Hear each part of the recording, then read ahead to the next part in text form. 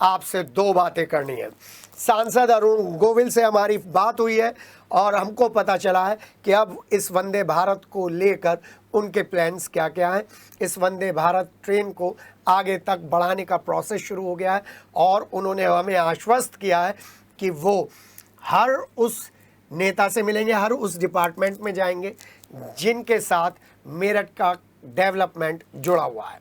लेकिन एक बात हमें समझ में आई इस वंदे भारत कार्यक्रम में कि कहीं ना कहीं जिस तरीके का वातावरण हमको देखने को मिला है, वो वातावरण हमको बताता है कि आने वाले दिनों में बीजेपी की अंदर की राजनीति थोड़ी सी गरमाएगी।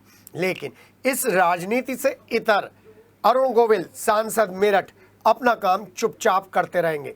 हाँ, मुझे सांसद अरुण गोविल की कोई भी एक्टिविटी ऐसी नज़र नहीं आई जिसमें वो अपना श्रेय लेने के लिए आगे आ रहे थे। जी हाँ, वो चुपचाप बता रहे थे कि टीम वर्क के ज़रिए ये काम हुआ है, राम जी की कृपा से ये काम हुआ है और आगे भी ये काम टीम वर्क के ज़रिए ही आगे होता रहेगा। लेकिन इस पूरे कार्यक्रम में मुझे शिकायत है बीजेपी से, बीजेपी के उन बड़े नेताओं से जो इनका किरदार बहुत बड़ा है लेकिन उनका व्यवहार सभी के बीच चर्चा का विषय था। और वह व्यवहार इसलिए चर्चा का विषय था क्योंकि उन्होंने पूर्व सांसद राजेंद्र अग्रवाल के 15 साल के कंट्रीब्यूशन को दरकिनार कर दिया था। अमित अग्रवाल कैंट विधायक ने उसको सम्मान दिया, हमने सम्मान दिया, हर उस व्यक्ति ने सम्मान दिया जो व्यक्ति पूर्व सांसद राजेंद्र अग्रवाल को करीब से जानता है।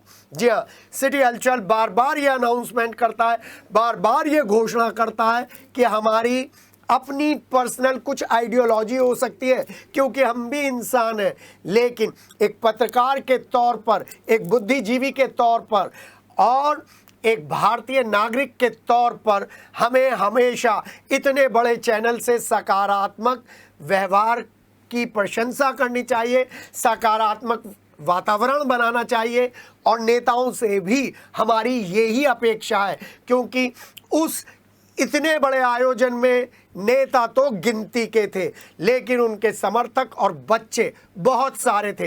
वो अपने नेताओं के इस तरीके के व्यवहार को बहुत माइन्यूटली ऑब्जर्व करते हैं और फिर चर्चाओं का दौर शुरू हो जाता है और चर्चाओं के इस दौर में हर एक की पर्सनैलिटी के बारे में वो आलोचना भी करते हैं, समालोचना भी करते हैं।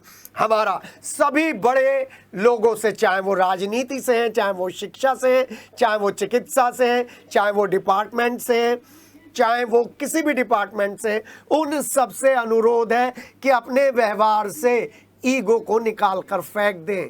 जी हाँ, ई के साथ गो लिखा हुआ है तो आपका एग्जिस्टेंस तभी सरवाइव करेगा जब आप अपने व्यवहार में से ये ईगो निकाल कर फेंक देंगे। सिटी हलचल सबका चैनल है और सिटी हलचल सरकार की नीतियों को भी दिखाता है, विपक्ष की बात भी करता है।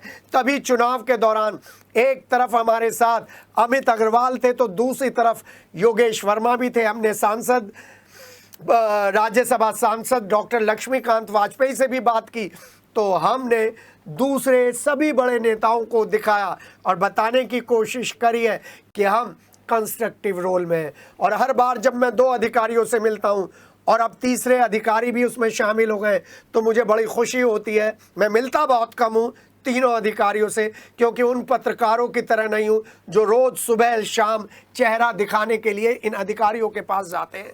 उनसे मिलकर मुझे इतनी खुशी मिलती है कि इतनी बड़ी पोस्ट होल्ड करने के बाद इन लोगों में अहंकार नहीं है। जी हाँ, नेता तो 5 साल के लिए आते हैं चले जाते हैं, उन्हें तो अहंकार करना ही नहीं चाहिए। लेकिन अधिकारी जिन्होंने इतनी मेहनत के साथ इतना बड़ा पोस्ट पर अपना रुतबा कायम किया है वो अगर अहंकार भी दिखाएं तो चल जाएगा, लेकिन ये तीनों अधिकारी बिल्कुल अहंकार नहीं दिखाते, जिसमें कमिश्नर सेल्वा कुमारी जे हैं और जिसमें डीएम दीपक मीणा है और SSP doctor Vipin Tada IPS है। और वहीं जो इनके थोड़े से नीचे हैं जूनियर अधिकारी हैं जिसमें हम SP traffic RK Mishra ji की भी बात कर सकते हैं, CDO नूपुर गोयल की भी बात कर सकते हैं, BSA आशा चौधरी की भी बात कर सकते हैं, और हमारे नए SP क्राइम आए हैं उनकी भी बात कर सकते हैं। ये सब लोग भी इन्हीं के स्टेप्स को फॉलो कर रहे हैं। इसलिए आपका व्यवहार ही आपकी पर्सनैलिटी का दर्पण है। ज़रा ये बात ध्यान रखिएगा। जिन लोगों के लिए ये बात मैंने कही है, उन लोगों को अगर उम्र के इस पड़ाव पर भी ये बात समझ में आ जाती है तो सिटी हलचल का ये डिस्कशन कामयाब रहेगा। फिलहाल हमें दीजिए इजाज़त। नमस्कार।